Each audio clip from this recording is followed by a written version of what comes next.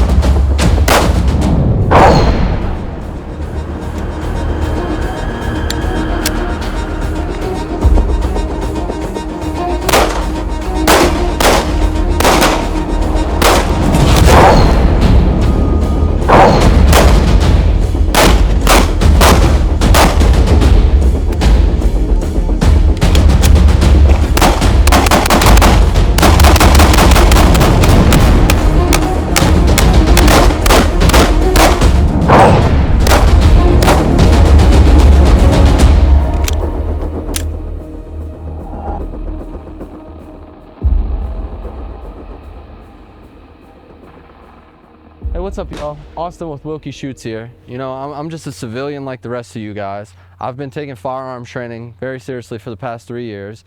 And you know, with that being said, a lot of crazy stuff's going on in the world, and I figured it was a perfect time to start this channel and try to give you guys a little more information about, you know, what I know already. And feel free to comment if you have any suggestions on helping me learn even more.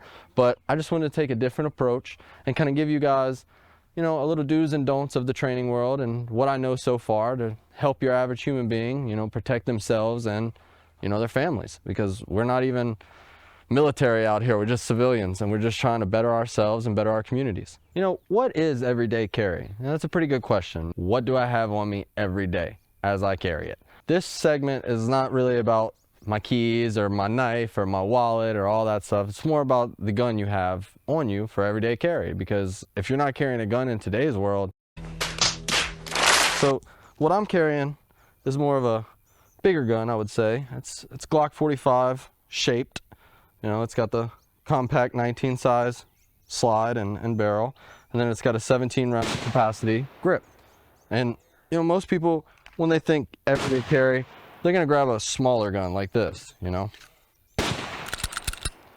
So this Glock 43X is actually perfect for concealing well, you know, trying to teach your newest shooters. This is one of my favorite micro compacts. They're reliable, they're sought after, it's got the Glock name. You can even get an MOS version that allows you to put a red dot, which will make your shooting experience a lot better. And you'll get a lot better, a lot faster with it. It's just easier to sight to sight, you know.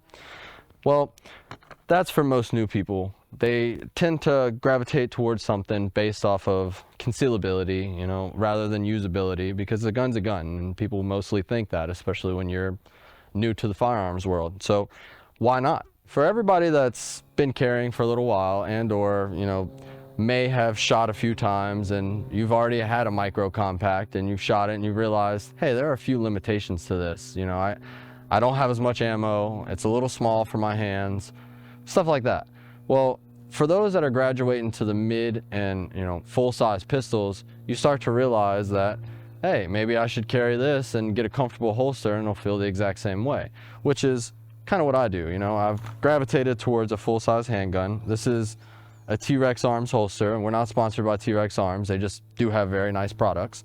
So this is a T-Rex Arms Raptor holster, and this is my everyday carry. I know it's a little fancy. You don't really need a Zev to hit all the points on the head. You can go buy a Glock, or you can buy whatever you want. It doesn't really matter, as long as it feels good for you and it's something shootable and it works. That's the main thing here. You have to have something that works in a situation where you may need to use your firearm.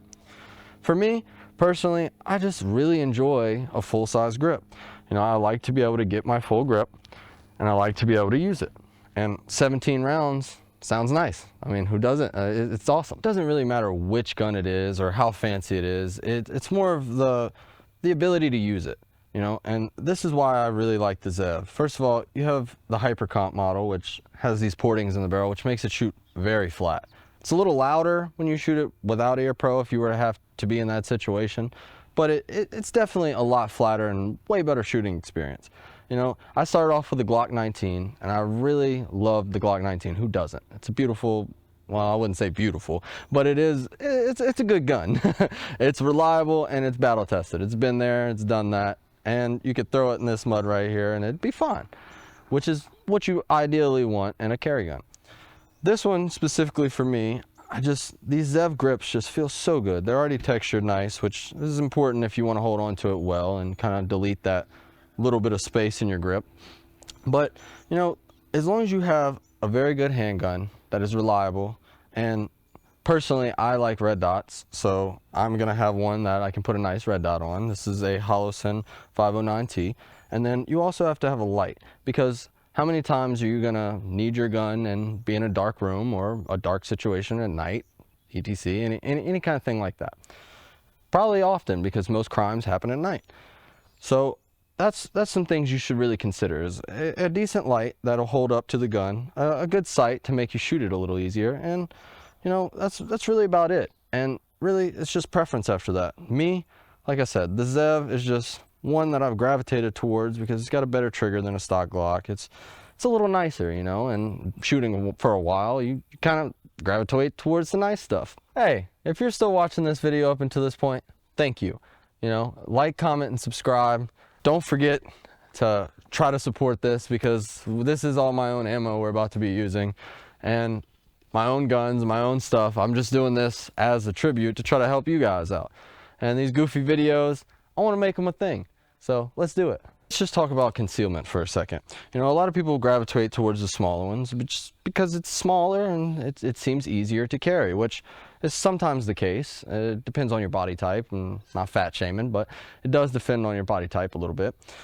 And you know, if you have a comfortable holster, a full-size gun is gonna feel nice. Like this T-Rex Arms Raptor, when you pair it with a full-size gun, but you really can't tell. I'm printing a little bit, but I'm a skinny man. You know, I'm gonna print a little bit. That is kind of why I carry this one over that one, just because I have a little more capabilities. I have a lot more ammo. You know, 7 more rounds is a lot in a bad situation. Most importantly, you have to be comfortable. That is the main thing here. You have to be comfortable with whatever you are using, and you have to use it. I see this all the time. You know, people buy a gun and they assume I have a gun, now I'm prepared. That is not the case.